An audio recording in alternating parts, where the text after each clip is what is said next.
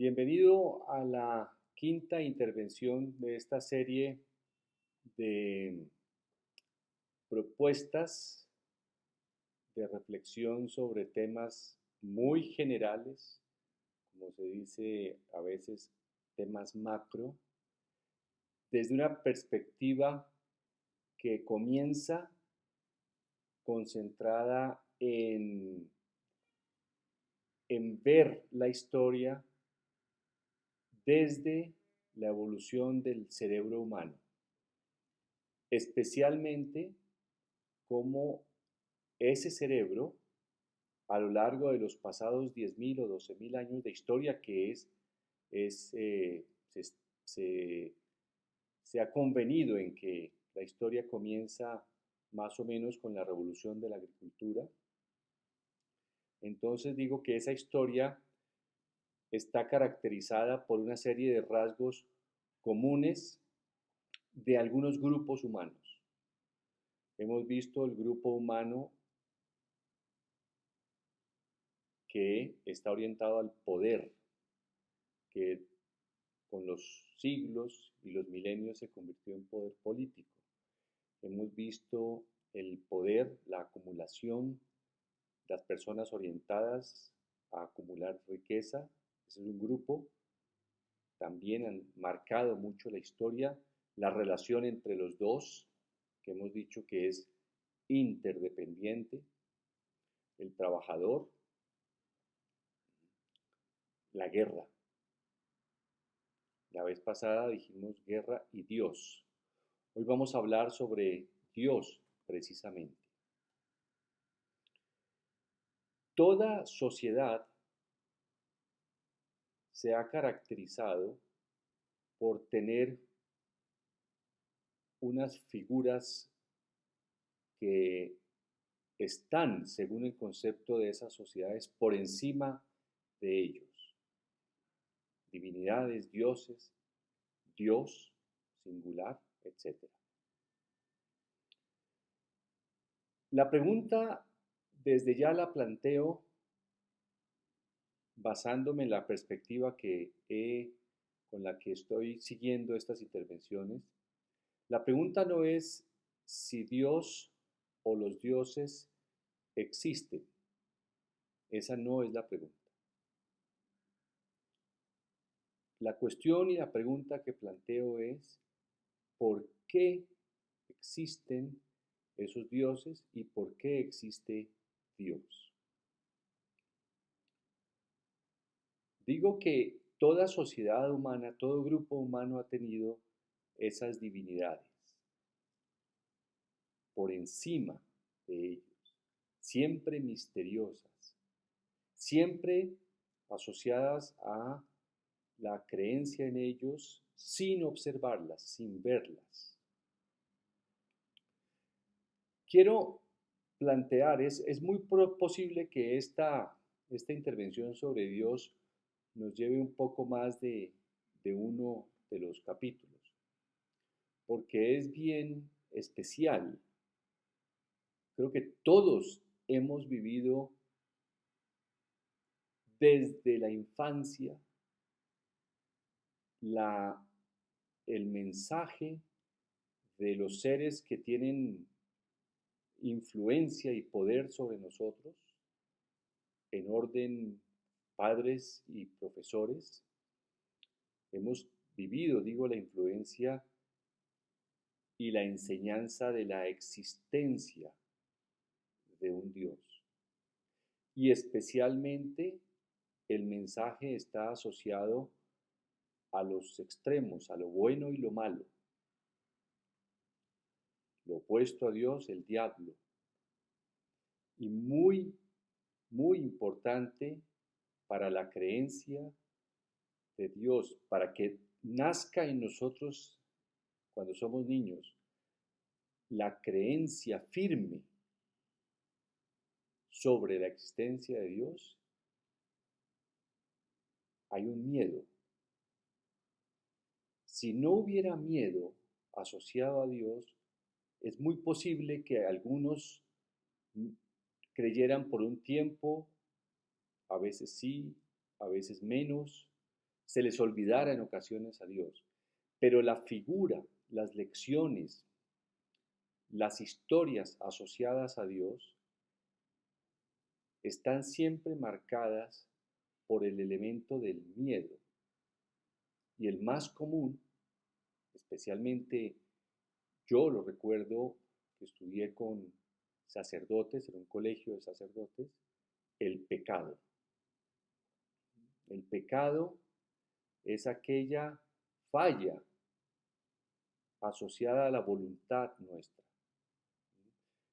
El pecado es una decisión personal que siendo niños realizamos, pero que no basta con que la queramos hacer, es decir, que la voluntad la convierta en una acción.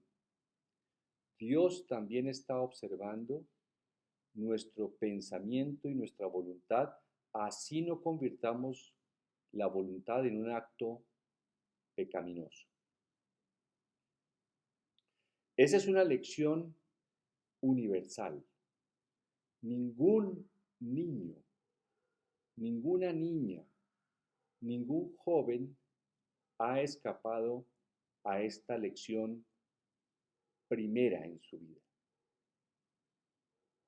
No hay sociedad que enseñe a Dios en la adolescencia o en la vida adulta, como sucede con otras materias. Es quizá una de las primeras lecciones, la cultura más universal de todas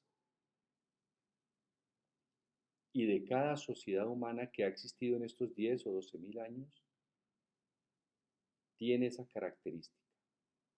Enseñar la presencia de un Dios o dioses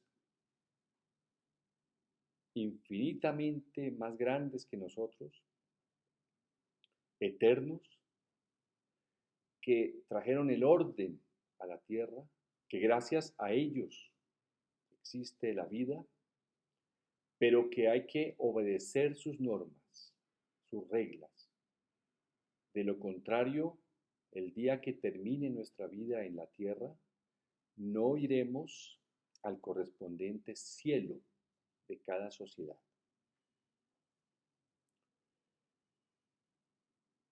Digo entonces que cada sociedad desde el comienzo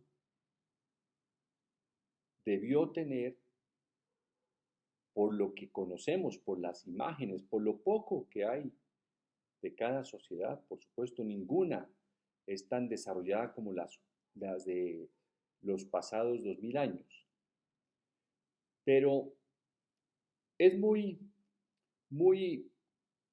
asequible el entendimiento que debió llevar a la creación de las divinidades. Recuerden que la pregunta no es si Dios existe o no existe, es por qué existe. Luego, en este punto debo cambiar al campo de la evolución del cerebro humano. Antes de la revolución de la agricultura, hace 10 o 12.000 años, y durante varios millones de años, posiblemente 5, 6, quién sabe cuántos, pero varios millones de años, cuando la especie que hoy somos en ese momento se desprende de los demás animales. Es decir, hay un momento en el que todo esto es sin un objetivo, ¿no? Recuerden que la evolución no tiene un fin preciso. Nosotros podemos ser un eslabón muy intermedio entre muchísimas más especies, por supuesto. La vida y la historia no termina con el ser humano. No sabemos qué tanto nosotros mismos vamos a ser responsables de que siga otra evolución y qué otra evolución hay por otro lado, dentro de la misma Tierra. El punto es que durante ese tiempo, y muy hacia el famoso conocido, que es el que a mí más me llama la atención, el Homo habilis de hace unos 2,5, 3 millones de años, cuando crea. Esta palabra es supremamente importante y desde ya lo planteo que es muy diferente crear que imaginar.